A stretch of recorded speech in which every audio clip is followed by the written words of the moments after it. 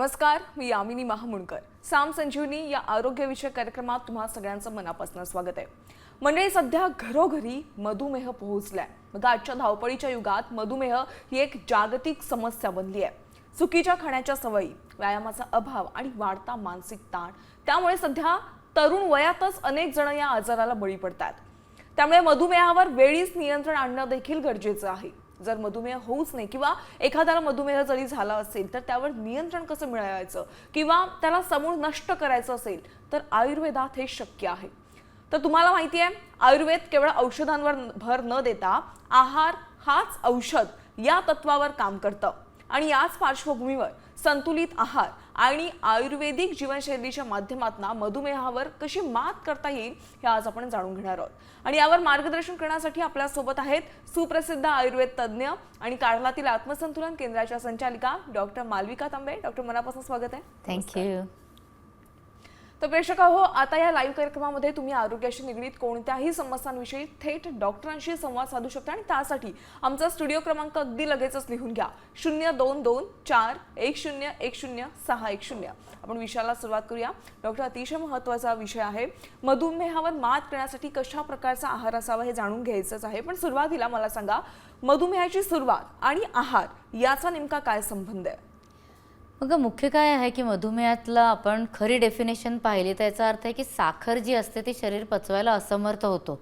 आणि साखर ज्याला आपण म्हणजे बाजारात आपण जे काही साखर खातो ती गोष्ट वेगळी, पण शरीराच्या आतमधले जे ग्लुकोज मॉलिक्यूल आहेत ते शरीराला वापरता येत नाहीत आणि त्याच्यामुळे रक्तामध्ये साखरेचं प्रमाण आपल्याला वाढलेलं दिसतं आणि त्याच्यातनं आपल्याला त्रास उलट सुरू होतात. म्हणजे आयुर्वेदाच्या मताने जी अग्नी असते आपली पचन अग्नी, ती जेव्हा व्यवस्थित काम करत नाही तेव्हा हे साखर पचून आपल्या शरीरामध्ये ताकदीमध्ये ट्रान्सफॉर्म होत नाही. आणि त्यामुळे आपल्याला आहाराची काळजी खूप जास्त या काळामध्ये घ्यावी लागते, कारण की जे काही आपण आहार खाणार असो तो पचवून त्याच्यातनं ताकद तयार करणं शरीराला अत्यंत आवश्यक आहे. नाही तर मधुमेहामध्ये लोकांना काय होतं की जरी काय जे खाण्यापिण्याची जर का काळजी नाही घेतली तर नुसतं साखरेचं प्रमाण जरी कमी ठेवलं तरी शरीरामध्ये दुसरे त्रास भरपूर होताना दिसतात. म्हणजे हृदयाशी निगडीत त्रास दिसतात, आपल्याला नर्वस टिश्यूशी रिलेटेड त्रास दिसतात, शरीरातला वीर्य धातू कमी होतो, मसल्स कमी होते, सगळी ताकद कमी होते. आणि फक्त साखर एक कुठेतरी नॉर्मल आपल्याला प्रत्येक रिपोर्टमध्ये दिसत राहते.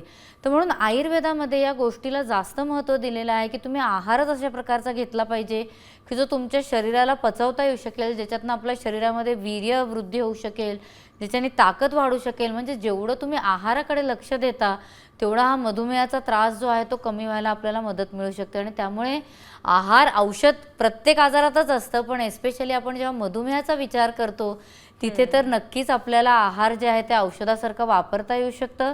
आणि त्यामुळे ह्याची सगळी माहिती लोकांपर्यंत पोहोचणं जे आहे ते अत्यंत आवश्यक आहे.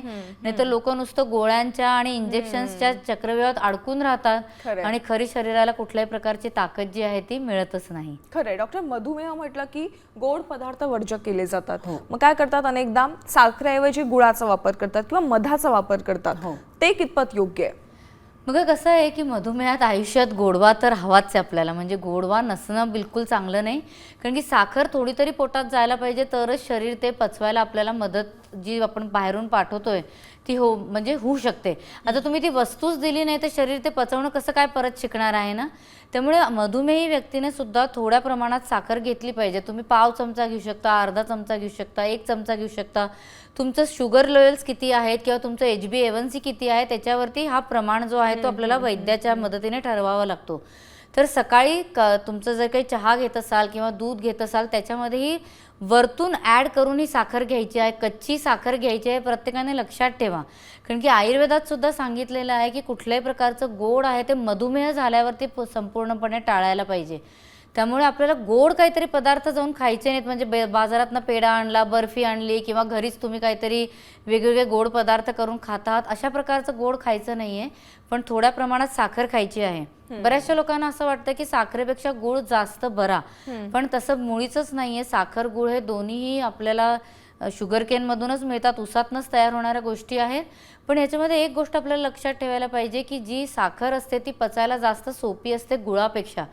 त्यामुळे आपण साखर जर का खाण्यामध्ये ठेवली तर त्याची पचन करण्याची जी क्षमता आपल्याला आयुर्वेदिक उपचारातनं वाढवता येऊ शकते, त्याचा आपल्याला जास्त फायदा मिळू शकतो. त्यामुळे साखर नक्की खाण्यामध्ये ठेवावी. मध जे आहे ते नक्कीच पथ्य सांगितलेले आहे आयुर्वेदामध्ये आणि ते तुम्ही मधुमेह झाला तरी घेऊ शकता. पण मधाचा एक डोज असतो, म्हणजे मध जे आहे ते 1 ते 2 चमचे दिवसभरातनं घेऊन चालत नाही त्याच्यापेक्षा जास्त. दुसरं जे आहे मधाला तुम्ही गरम नाही करू शकत. त्यामुळे तुम्हाला कुठली जर का कृती तयार करायची असेल आणि त्याच्यामध्ये गोडवा हवा असला तर त्याच्यामध्ये तुम्हाला मध ॲड करून चालत नाही. बरीचशी लोक जी आहेत ती हर्बल टीज घेतात आणि त्याच्यामध्ये गरम असतानाच मध घालतात आणि म्हणतात की अरे आम्ही खूप हेल्दी गोष्ट प्यायलो. तर उलट चुकीचं सगळं ठरतं शरीरामध्ये आणि ती जी मधाची साखर आहे ती अजून जाऊन पचायला जड होते शरीरात आणि मधुमेहाशी रिलेटेड त्रास अजून वाढू शकतात. त्यामुळे मध घ्यायचं जरी असेल तरी तुम्ही ते शक्यतो तुमच्या कुठल्या तरी आपण म्हणतो ना की साध्या पदार्थामध्ये, रूम टेम्परेचरच्या पदार्थामध्ये ॲड केलं तर चालेल. एखादा टोस्ट तुम्ही जर का ब्रेडचा करून खात असला तर तो टोस्ट गार झाल्यावरती त्याच्यावरती तुम्ही थोडं मध स्प्रेड करून खाल्लं तर चालू शकतं किंवा नुसतंही चमचाभर मध मध्ये खाल्लं कधीतरी तर चालू शकतं. त्यामुळे मधाची गोडवा जो आहे आणि साखरेचा गोडवा जो आहे तो थोड्या प्रमाणात हा आपल्याला मधुमेहामध्ये चालू शकतो. तर मधुमेहामध्ये एकंदरीत साखरेचं प्रमाण किती असायला पाहिजे हे तुमच्या डायबिटीजच्या पर्सेंटेजवर अवलंबून आहे. किती प्रमाणात डायबिटीज आहे त्यानुसार. गुळाचं महत्त्व काय आहे आणि मधाचं महत्त्व काय हे तुम्ही सांगितलं. आता डॉक्टर, आयुर्वेदामध्ये मधुमेहामध्ये दह्याला देखील वर्ज्य केलं जातं असं ऐकलेलं आहे, हे कितपत खरं आहे? अगदी खरं आहे. बघा कसं आहे की दही जे आहे ते शरीरामध्ये आम जास्त उत्पन्न करतं. म्हणजे आधीच आपण अपचनावरती काम करतो आहोत, अग्नी नीट कार्य करत नाही आणि त्याच्यावरून जर का आपण दही जास्त खाण्यामध्ये ठेवलं तर त्याच्यातनं हे सगळे त्रास उलट वाढतात. आयुर्वेदात तर उलट सांगितलेलं आहे की जो व्यक्ती बिलकुल खूप आराम करतो आणि एस्पेशली दह्याशी रिलेटेड खूप गोष्टी खातो किंवा खूप जास्त गोड पदार्थ खातो तर त्याच्यातनं हे मधुमेह होण्याची शक्यता राहते. म्हणजे आराम फार करणारा व्यक्ती असेल तर या सगळ्या गोष्टी ज्या आहेत त्या लागू पडतात. तर त्यामुळे प्रत्येकाने लक्षात ठेवायला पाहिजे की मधुमेह एकदा झालाच तर मग आपल्याला गोड पदार्थ वर्ज्य करायचं, तसंच दहीसुद्धा वर्ज्य करावं लागतं. पण त्याच्या जागी आपण विचार केला की घरी केलेलं जे ताजं दही आहे त्याचं जर का आपण ताक करून प्यायलो तर ते मात्र उत्तम सांगितलेलं आहे आयुर्वेदामध्ये. तर दह्याचा आंबटपणा जो असतो तो त्रासदायक ठरू शकतो, पण त्याच्याच जागी आपण जर का त्याला डायल्यूट करून आपण त्याला ताकासारखं प्यायलो तर त्याचा शरीरावरती होणारा प्रभाव जो आहे तो अत्यंत वेगळा ठरतो. आणि त्यामुळे अशा प्रकारे जे तुम्ही ताक घेत आहात, ताकामध्ये तुम्ही थोडीशी सुंठ पावडर घातली किंवा ताकामध्ये तुम्ही थोडंसं जिरं पूड घातली, काळं मीठ घातलं तर ते उलट तुम्हाला पचनाला मदत करतं. मध्ये मध्ये जेव्हा भूक पण लागते मधुमेही व्यक्तीला, अशा वेळेला सुद्धा ताक जर का पिण्यामध्ये ठेवलं तर त्याचा आपल्याला जास्त फायदा मिळतो. त्यामुळे प्रत्येक मधुमेहीने दह्याचं प्रमाण अगदी कमी ठेवावं आणि ताकाचं प्रमाण जे आहे ते रोजच्या आहारामध्ये नक्की ठेवलेलं उत्तम राहतं. नक्कीच डॉक्टर, यावरून मला बरेच प्रश्न तुम्हाला विचारायचे आहेत, पण मला प्रेक्षकांना सांगायचं आहे, प्रेक्षक हो, आज आपला विषय आहे मधुमेह आणि आहार. पण तुम्हाला या व्यतिरिक्त इतर कोणताही आजार असेल आणि त्याविषयी तुम्हाला काही समस्या असतील, डॉक्टरांशी बोलायचं असेल तर तुम्ही थेट आता या लाईव्ह कार्यक्रमामध्ये कॉल करू शकता. स्क्रीनवर तुम्हाला आमचा स्टुडिओ क्रमांक दिसेल. आपण तोपर्यंत मधुमेहाविषयी अधिकची माहिती जाणून घेऊयात. डॉक्टर, आता तुम्ही दह्याविषयी सांगितलं, मला सांगा दुग्धजन्य पदार्थांचं सेवन करताना मधुमेह असलेल्या रुग्णांनी नेमकी कशा पद्धतीने काळजी घेतली पाहिजे? बघा, एकतर कसं आहे की मुख्य दुधाचाच आपण जेव्हा विचार करू ना तर दूध खरं मधुमेही व्यक्तींनी घेतलेलं चालतं, ते पथ्य असतं. पण आता आजच्या काळामध्ये आपण दूध पाहिलं तर दुधाची सगळी पद्धत जी आहेत, म्हणजे सगळे त्याच्यावरती जे संस्कार केले जातात ते सगळे चुकीचे केले जातात. ते दूध अल्ट्रा हिटेड असतं, कधीतरी पाश्चराइज असतं, त्याच्यामध्ये ते होमोजनाइजसुद्धा असतं आणि त्याच्यामुळे दूध पचण्याची ताकद जी आहे ती आपली कमी कमी होत चाललेली आहे. तरीसुद्धा प्रत्येकाने गरम दूध घेतलेलं उत्तम असतं आणि ते दूध पचण्याकरता त्याच्यामध्ये जमत असेल तर हळदीचा संस्कार केलेला जास्त उत्तम राहतो. तर ज्याही मधुमेही व्यक्तीला दूध प्यायचं असेल त्याने हळदीच्या संस्कारित दूध घेतलेलं उत्तम. त्याच्यात सुद्धा नुसतं दूध घेऊन हळद घालून तुम्ही नुसतं मिक्स करून घेऊन टाकलं तर तसं दूध पचायला जडच पडतं. त्याच्या जागी तुम्ही जर का जमलं तर दूध जे आहे त्याच्यामध्ये पाणी आणि हळद हे एकत्र करून उकळलं की मग त्याच्यातनं जे हळदीचं दूध तयार होतं ते जास्त उत्तम ठरतं. माझं जो यूट्यूब चॅनल आहे डॉक्टर मालविका तांबे नावानी, त्याच्यावरती तुम्ही हळदीचा व्हिडिओ पाहिला तर त्याच्यामध्ये या सगळ्या गोष्टी मी व्यवस्थित समजवलेल्या आहेत. नक्कीच डॉक्टर, मला आणखीन बरेच प्रश्न सुचत आहेत, पण आपण कॉल घेऊया. एक प्रेक्षकांमधून कॉल येतोय, अमरावतीवरून गणेश यांनी कॉल केलेला आहे. गणेशजी नमस्कार, तुमचा प्रश्न काय आहे? तर मी टीव्हीवर तुमची वाली ॲड बघितली आहे मॅडम. हा हॅलो. हा सर बोला. जे टीव्हीवर तुमची ॲड बघली आहे म्हटलं मी. कसली? हे शुगर औषध वगैरे आहे की नाही, हे मधुमेह आणि बरं, तुमचा प्रश्न काय आहे? प्रश्न विचारा. मी काय म्हणतो मॅडम, आमच्या घरी एक म्हातारी आहे, त्यांना शुगर आहे. हम्म. हां. तर ते औषध वगैरे मिळते वाटतं नाही, ते पाहिलं मी टीव्हीवर आता. हा, ते आपला कार्यक्रम आता पाहत आहेत आणि हा, त्यांच्या हा. घरी एक आजी आहेत वयस्कर, त्यांना अच्छा. मधुमेह आहे. Okay okay. सर त्यांचं वय किती आहे आणि किती वर्ष मधुमेह आहे त्यांना? आता ते 85 वर्षाची आहे मॅडम. हं. तर 5-6 वर्ष झाले ते चेक केलं होतं, तर त्याला मधुमेह म्हणजे शुगरची बिमारी आहे. हम्म. Okay okay. बरं बरं. आता बघा कसं असतं की आयुर्वेदामध्ये मधुमेहावरती वेगवेगळ्या प्रकारचे इलाज सांगितलेले आहेत आणि एस्पेशली त्याच्यामध्ये सुद्धा म्हणजे लघवीला साफ होणं, पचन व्यवस्थित राहण्याच्या दृष्टीने आणि प्रकृतीनुरूप औषधं जी आहेत ती त्याच्यामध्ये आपण देतो. तरी आत्ता माझा तुम्हाला सल्ला असा राहील की जर का त्यांचं वय एवढं जास्त आहे आणि 5-6 वर्ष ऑलरेडी मधुमेह होऊन झालेला आहे, तर सध्या तरी त्यांना तुम्ही एक तर पादाभ्यंग अगदी नियमित करायला सांगा. म्हणजे तळपायाला एक औषधी तूप असतं, ते व्यवस्थित लावायचं आणि त्याच्यानंतर काशाच्या वाटीने मसाज करायचा. म्हणजे मधुमेहामुळे जे त्रास उत्पन्न होतात आणि एस्पेशली वय जास्त असल्यावरती डिजनरेशन म्हणजे आपण म्हणतो ना की शरीरातली जी देखरेख आहे ती व्यवस्थित होत नाही, तर ते सगळे त्रास जे आहेत ते क्षरण झाल्यामुळे जास्त प्रमाणात दिसतात. तर ते सगळे खरं पादाभ्यंग केल्याने आपल्याला कमी करता येऊ शकतात. त्याचबरोबरीने जसं संतुलनचं किंवा चांगल्या कुठल्या कंपनीचं तुम्ही पुनर्नवासव सारखं जे आसव आहे तेही त्यांना जर का सकाळ संध्याकाळ नियमित द्यायला सुरू केलं तर त्याचाही त्यांना फायदा मिळू शकेल. आणि संपूर्ण अंगाला चांगल्या प्रकारचं तेल लावणं हे सुद्धा खूप महत्त्वाचं असतं. तर अभ्यंग सेसमीसारखं जे संतुलनचं तेल आहे तेही तुम्ही अंगाला त्यांच्या लावायला घेतलं तर त्याचाही फायदा मिळू शकेल. आपल्याला परेलवरून आनंद यांनी कॉल केलेला आहे. सर नमस्कार, तुमचा प्रश्न काय?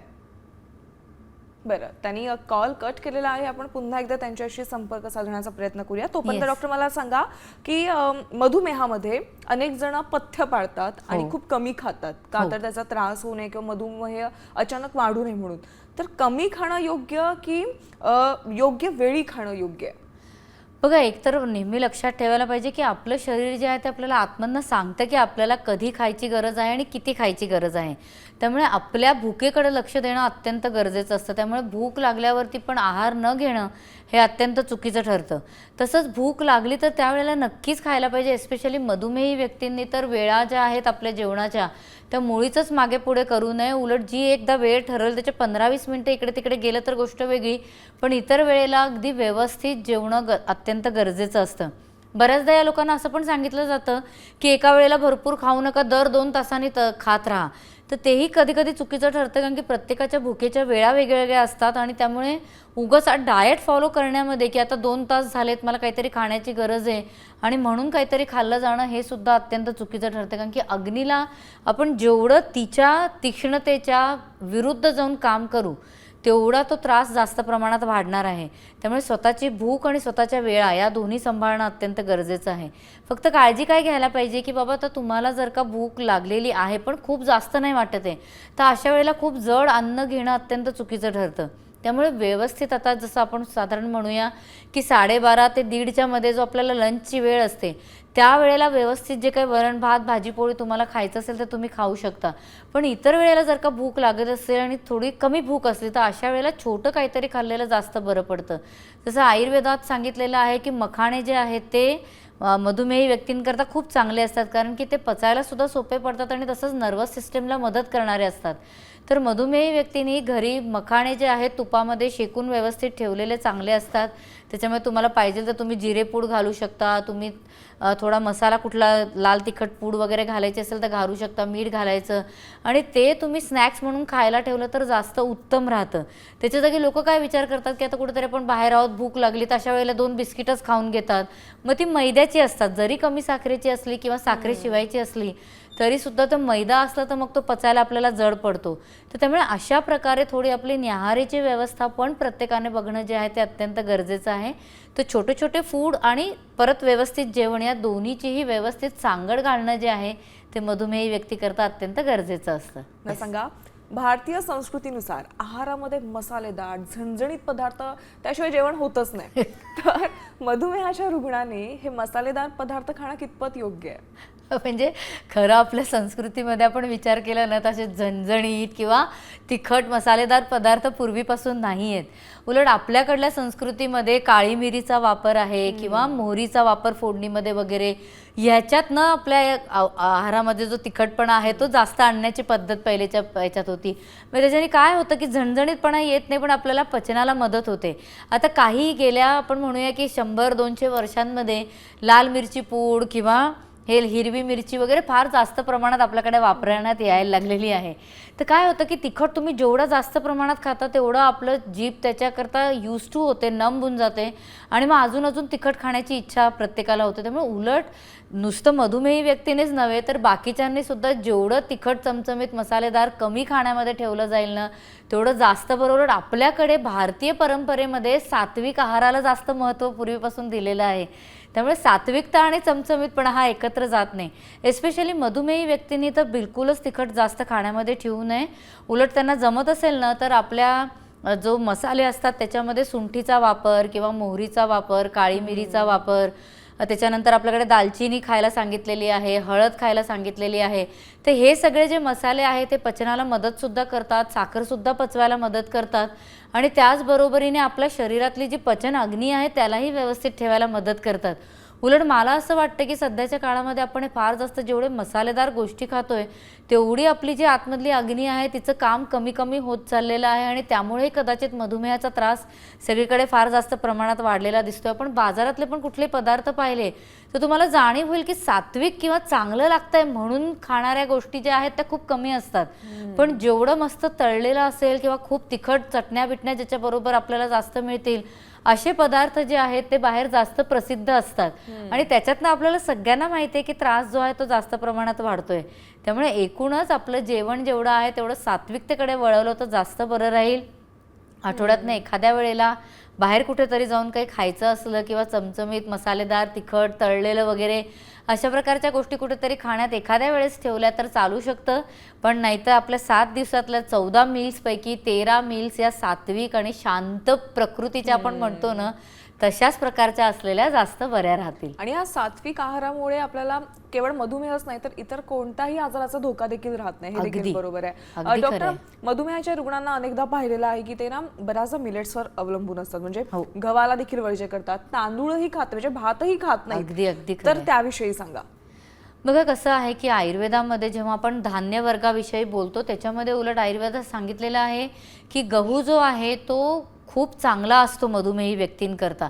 आता आजचा गव्हाचा प्रकार जरी बदललेला असला तरी सुद्धा तो गहू जो आहे तो संपूर्णपणे बंद करणं अत्यंत चुकीचं ठरतं, कारण की त्याच्यातनं आपल्या शरीरातल्या ज्या वेगवेगळ्या धातू तयार होण्याची गरज आहे ते थांबून जातं. कारण की मिलेट्स जे आहेत ते आपल्या शरीरातल्या प्रत्येक धातूला मदत करू शकत नाही आणि त्यामुळे आयुर्वेदात सुद्धा त्यांना सांगितलेलं आहे की ते हीन धान्य आहे, म्हणजे त्याच्यातनं संपूर्णपणे जे पोषण आपल्याला मिळायला पाहिजे ते मिळत नाही. त्यामुळे कॉम्बिनेशन्स जे आहेत ना ते खाणं आपल्याला अत्यंत गरजेचं असतं. त्यामुळे कधीतरी तुम्ही मिलेट्स खाऊ शकता, म्हणजे ज्वारी आहे, बाजरी आहे, नाचणी आहे आणि त्याशिवाय सुद्धा अजून वेगवेगळ्या प्रकारच्या बरेचसे आपल्याकडे तृणधान्य सांगितलेले आहेत ते सगळे तुम्ही खाण्यामध्ये ठेवू शकता. पण त्याचबरोबरीने गहू सुद्धा खाण्यामध्ये नक्की ठेवायला पाहिजे. तर आठवड्यातनं तुम्ही 4-5 वेळा असे मिक्स गोष्टी ज्या आहेत त्या खाण्यामध्ये तुमच्या ठेवू शकता आणि एखाद्या वेळेला नुसती मग गव्हाची चपाती जी आहे ती खाण्यात ठेवली तर जास्त बरं राहील. याच्यामध्ये पचनाच्या दृष्टीने आपण विचार केला तर सकाळच्या वेळेला गहू खाल्लेला जास्त बरा असतो आणि संध्याकाळच्या वेळेला मिलेट्स खाल्लेलं जास्त बरं. तांदूळ जो आहे तो तर आयुर्वेदामध्ये संपूर्णपणे पथ्य सांगितलेलं आहे. आता जेवढा गहू सध्या खराब झालेला आहे तेवढा तांदूळ अजून कम्प्लिटली खराब झालेला नाही आहे. त्यामुळे मला असं वाटतं की आपले जे इंडिजिनियस व्हेरायटीज आहेत, आता महाराष्ट्रात आपण विचार केला तर आंबेमोर आहे, इंद्रायणी आहे, तसंच प्रत्येक स्टेटमध्ये त्यांचा वेगळा तांदूळ असतो. तो उलट आपल्याला पचायला अत्यंत सोपा असतो आणि आयुर्वेदामध्ये त्याला पथ्य सांगितलेलं आहे. तर त्यामुळे तांदूळ खाण्यामध्ये नक्की ठेवा. पण तो भात शिजवायचा कसा, सकाळच्या वेळेला खायचा, किती प्रमाणात खायचा, हे प्रत्येकाच्या प्रकृतीप्रमाणे आपल्याला ते चेंज करावं लागतं. त्यामुळे भात खाण्यातनं संपूर्णपणे वर्ज्य करू नका, उलट खाण्यात ठेवा. कसा शिजवायचा, काय करायचं त्याच्याकरता सुद्धा माझ्या यूट्यूब चॅनलवरती भाताचा व्हिडिओ आहे, तर तो सुद्धा तुम्ही नक्की बघावा. तर एकंदरीत काय आहे, मधुमेह आपल्या किती प्रमाणात आहे त्यावर हे संपूर्ण आहार डिपेंड आहे. बरोबर. नक्कीच डॉक्टर, तुम्ही आज इथे आलात आणि मधुमेह आणि त्यासाठी कशा पद्धतीने आहार घेतला पाहिजे याविषयीचे अनेक मिथ्स होते ते सगळे साईडला केलेत आणि बरीच माहिती दिलीत त्याबद्दल मनापासून आभार. धन्यवाद. मलाही आनंद आहे. साम संजीवनीमध्ये वेळ झाल्यास इथेच थांबण्याची. नमस्कार.